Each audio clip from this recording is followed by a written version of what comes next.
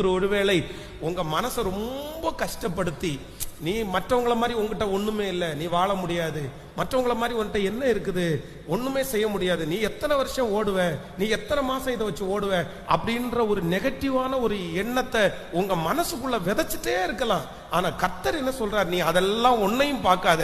அவனுக்கு 1000 இருக்கலாம் அவனை தூக்கி விடுறதுக்கு. ஆனா கர்த்தர் சொல்றார், உங்களுக்கு கையளவு மேகம் இருந்தா போதும்.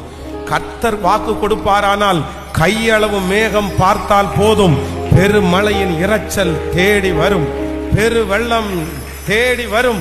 கர்த்தருடைய ஆரம்பம் எப்பொழுதும் அற்பமாய் தான் இருக்கும். அற்பமான ஆரம்பத்திலிருந்து முடிவை சம்பூரணமாய் மாற்றுகிற கர்த்தர். ஹல்லேலூயா.